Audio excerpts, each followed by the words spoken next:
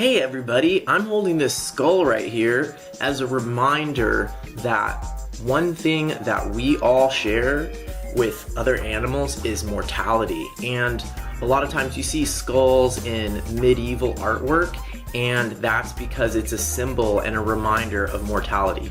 That's a little bit of cultural wisdom that we seem to have lost in this day and age, where we idolize youth and longevity and even the possibility of different forms of either digital mortality or life extension.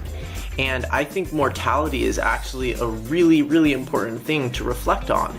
And one exercise that I have done to help me use mortality and awareness of my own mortality as a tool is this diagram here. Now, the first time that I drew this out and put it up on the wall, the first friend of mine that saw it was freaked out. And that's a reaction I think a lot of people will have to this video. This video is probably not going to get that many likes because a lot of people don't want to do this. They don't want to draw out their life and see it in this finite way and realize I only have this many 5-year chunks left in my life. And I broke it up into 5-year chunks because a lot of important things or projects or work will take at least 5 years to really make some progress on. And many of us have these huge lists of things that we want to do in our life, but we don't actually compare those lists next to a timeline like this showing how much time we actually have. And if you did that with your money, for example, you would be considered financially irresponsible. But the funny thing is that money is replaceable, whereas time is not. And most people don't actually think about how much time they have, and they don't budget it in the same way that they would budget their money. And I think that's just crazy.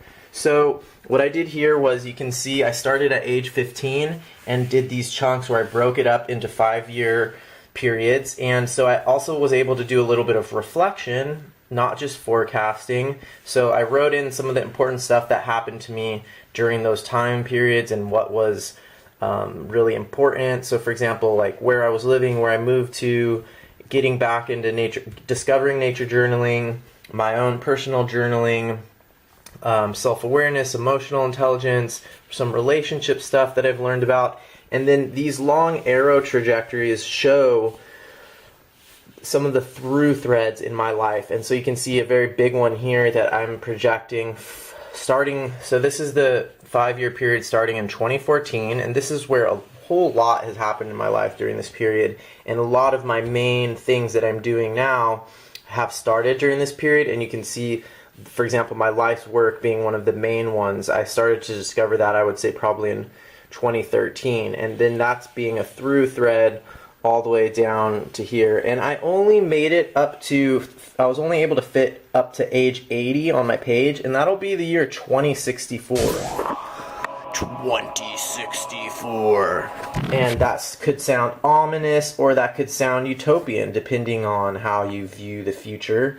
But I decided that's fine, just going up to age 80. That would be pretty awesome if I live that long. And so I broke it up into these chunks, and I started to project these long through threads. So a major one here is teaching. I have working with kids, which has been part of my life work for the last 4 or 5 years, and how that I'm hoping will evolve. And travel, I'm hoping for that to expand, and that's part of some of my human ecology explorer work, and I'm hoping to do a lot of that before age 45. And then transitioning to less of that as I get older. And I'm hoping that the books, writing of books, which right now is pretty small, I want that to grow into something bigger and be a pretty major part of my life. Other types of teaching. So inside of this teaching here, I have public speaking and videos and stuff like that, which is something I'm already doing a fair amount, but want to grow that.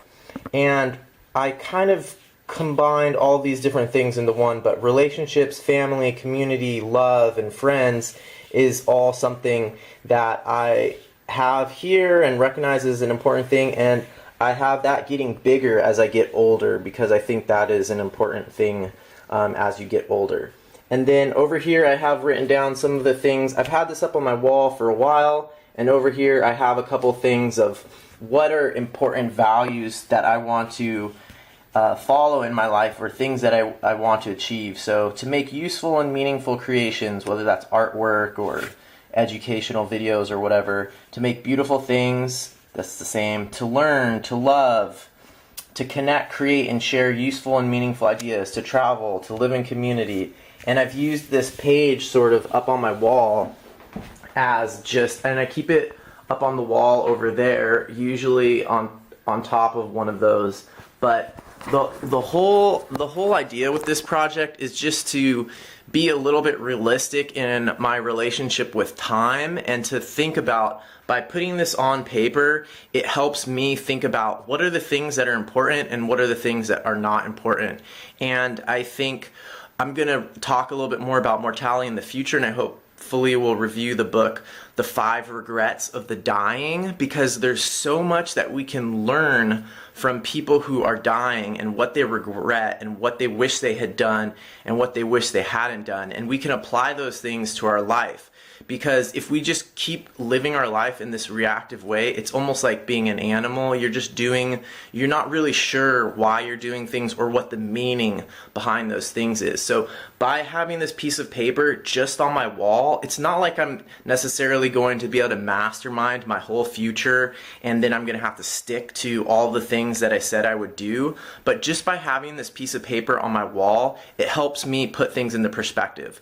Am I really going to write a novel about my time in Costa Rica, or am I really going to make some graphic novel about sex robots, which is something that I thought about? Maybe not, because when I made this chart, I realized that the amount of time that I have for doing projects is limited, and it helped me cut through the things that I would like to do, but I might not absolutely need to do before I die. So I highly recommend, if you have the guts to do a project like this, I highly recommend tackling it and looking your own mortality in the eyes and dealing with it and using it as a tool to help you make important decisions in your life. So if you thought this video was useful, please thumbs up. If you're too scared to watch this video, I understand, but addressing your own mortality is super important, and our culture has been doing a pretty bad job about helping us realize that we are finite beings on this planet.